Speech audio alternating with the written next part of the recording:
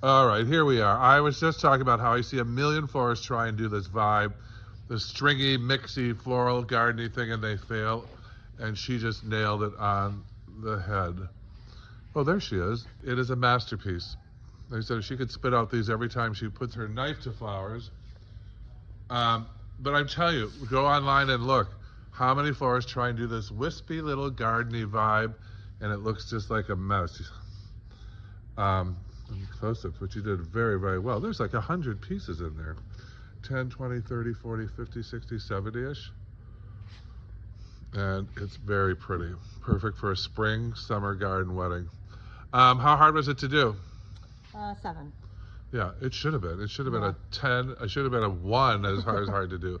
Because many people attempt these. Wow. I'm blown away, and I'm the teacher of flowerschool101.com.